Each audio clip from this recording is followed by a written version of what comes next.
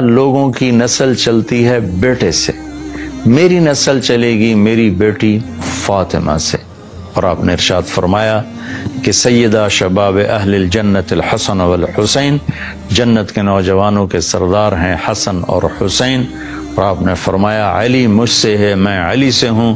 اور آپ نے فرمایا فاطمہ بضعۃ منی، فاطمہ میرے جسم کا ٹکڑا ہے، جس نے اسے دکھ دیا اس نے مجھے دکھ دیا، جس نے اسے خوش کیا اس نے مجھے خوش کیا۔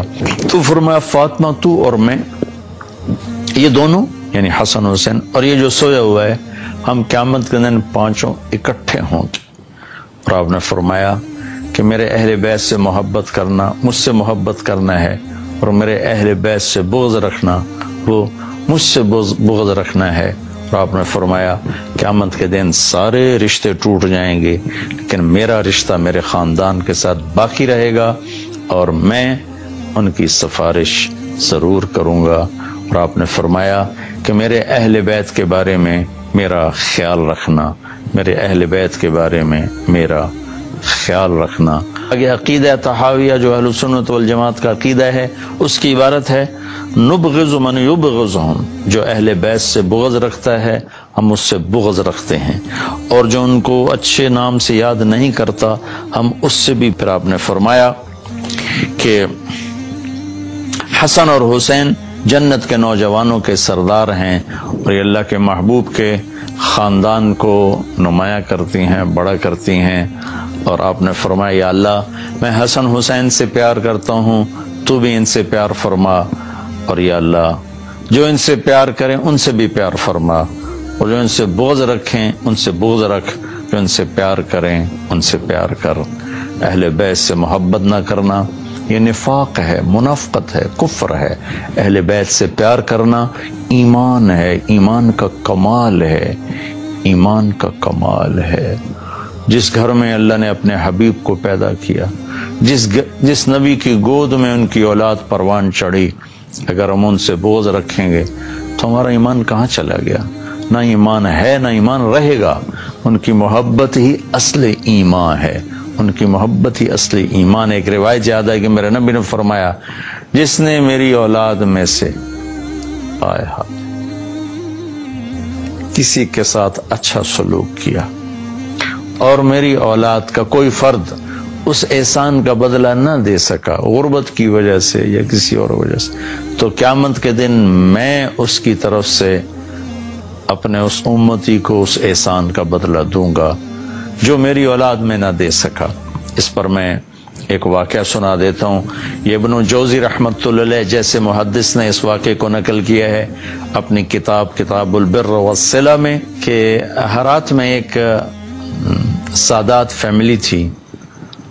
وہ خاتون جوانی میں بیوہ ہو گئیں، بچیاں تھیں، تنگ دستی آئی تو انہوں نے سمرقند کی طرف ہجرت فرما لی، رزق کی معاش کی تلاش میں۔ وہاں پہنچی تو پوچھا کوئی یہاں سردار، کوئی سخی، چونکہ نووارد تھیں تو لوگوں نے بتایا کہ ایک تو یہاں مسلمان بڑا سردار ہے اور پورے علاقے کا رئیس ہے، اور ایک یہاں آگ کا پجاری آتش پرست ہے، وہ بھی بڑا رئیس، بڑا سخی مالدار ہے۔ تو انہوں نے سوچا کہ میں غیر مسلم کے پاس کیوں جاؤں۔ وہ مسلمان کے پاس گئیں اور اس سے فرمایا کہ میں آل رسول ہوں، پردیسن ہوں، میری بچیاں ہیں، مجھے ٹھکانہ بھی چاہیے، کھانا بھی چاہیے۔ وہ سردار کہنے لگے تیرے پاس کوئی، عام طور پر جو اہل البیت ہیں ان کے پاس لکھا ہوا نسب نامہ ہوتا ہے، میں نے کئی گھرانوں میں ماشاءاللہ دیکھا اللہ کے رسول تک ان کے سارے آبا کے نام لکھے ہوئے۔ تو کہا تیرے پاس کوئی سند ہے؟ اس نے کہا بھائی میں تو پردیسی ہوں، غربت کی ماری میں کہاں سے سند دکھاؤں۔ تو وہ کہنے لگا یہاں تو پھر ہر دوسرا آدمی کہتا ہے میں سید ہوں، آل رسول ہوں۔ تو اس نے کوئی اچھا جواب نہیں دیا۔ تو وہ وہاں سے آئیں اور اس آتش پرست کے پاس گئیں، وہ جو آگ کا پجاری تھا، اور اپنا تعارف کروایا۔ اس نے فوراً اپنی بیگم کو ساتھ بھیجا اور کہا کہ جاؤ ان کی بچیوں کو لے کر آؤ۔ جہاں انہوں نے کہیں ٹھہرایا ہوا تھا ان کو لے کر آئے، سرد رات تھی، ان کو کھانا کھلایا، سلا دیا۔ رات کو مسلمان سردار نے خواب دیکھا کہ اللہ تعالیٰ کے محبوب صلی اللہ علیہ وسلم جنت میں ایک خوبصورت سونے کا محل ہے، اس کے دروازے پر کھڑے ہیں۔ یہ عرض کرتا ہے یا رسول اللہ یہ محل کس کا ہے؟ تو آپ نے فرمایا یہ ایک مسلمان کا ہے۔ تو وہ کہنے لگے یا رسول اللہ مسلمان تو میں بھی ہوں۔ تو آپ نے فرمایا اپنے اسلام پر کوئی دلیل پیش کر، کوئی ثبوت پیش کر۔ تو وہ کانپ گئے۔ تو پھر اللہ کے نبی نے بہت غصے سے فرمایا کہ میرے گھر کی بچی تیرے دروازے پر چل کر آئی اور تو نے اس سے ثبوت مانگے کہ مجھے ثبوت دے، تو اہل بیت میں سے ہے، میری نظروں سے دور ہو جا۔ ان کی آنکھ کھولی تو ان کی چیخ و پکار، وہ ننگے سر ننگے پاؤں باہر نکل کے شور مچایا کہ وہ جو پردیسن خاتون تھی کہاں گئی؟ کہا جی وہ تو وہ لے گیا، وہ آتش پرست آگ کا پجاری لے گیا۔ وہ بھاگے اور جا کے اس کے دوڑ دروازہ توڑا۔ وہ گھبرا کے باہر نکلا تو دیکھا تو وہ رئیس کہا کیا ہوا؟ کہا بھائی وہ جو تیرے پاس خاتون آئی ہیں بچیوں سمیت مجھے دے دو، وہ میرے مہمان ہیں۔ تو اس نے کہا حضور وہ میرے مہمان ہیں، آپ کے نہیں، میں آپ کو نہیں دے سکتا۔ وہ کہنے لگا مجھ سے 300 دینار لے لو۔ 300 دینار کوئی آج کا 60-70 لاکھ روپیہ بنتا ہے۔ کہ مجھ سے 300 دینار لے لو اور وہ خاتون بچیوں سمیت میرے مہمان بنا دو۔ تو وہ رونے لگا، کہا کہ میرے بھائی بن دیکھے کا سودا کیا تھا، اب تو دیکھ چکا ہوں، اب میں تمہیں کیسے واپس کروں؟ کہ میں نے بھی خواب دیکھا جنت کے دروازے پر اللہ کے نبی کھڑے ہوئے تھے، تجھے ڈانٹ پڑ رہی تھی، تجھے کہا جا رہا تھا دور ہو جا۔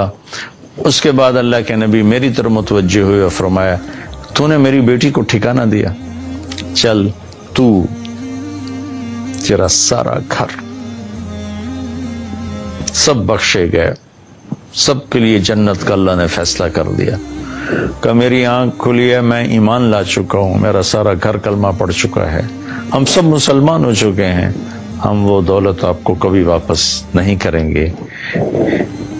یہ اہل البیت ہیں، اور یہ کوئی 300-400 سال کے بعد کی نسل ہے، تو حسن حسین کا کیا مقام ہوگا، زین العابدین کا کیا مقام ہوگا، زینب کا کیا مقام ہوگا، فاطمہ کا کیا مقام ہوگا، علی کا کیا مقام ہوگا، عباس کا، جعفر کا، عقیل کا۔ آل و رسول ہیں حضرت عباس کی اولاد، حضرت علی کی اولاد، حضرت عقیل کی اولاد اور حضرت جعفر کی اولاد۔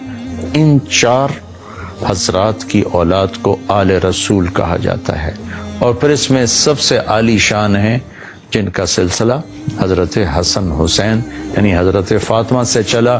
حضرت علی رضی اللہ عنہ کے حضرت فاطمہ کے بعد آپ نے 7 شادیاں اور کی، ان سے بھی آپ کی اولاد ہے، وہ بھی اہل البیت ہیں، چونکہ حضرت علی کی اولاد ہیں، ان پہ بھی صدقہ حرام ہے۔ لیکن جو مقام حسن حسین کو حاصل ہے جناب فاطمہ رضی اللہ تعالیٰ عنہ اور جناب رسول اللہ صلی اللہ تعالی وسلم کی نسبت وہ اور کسی کو حاصل نہیں۔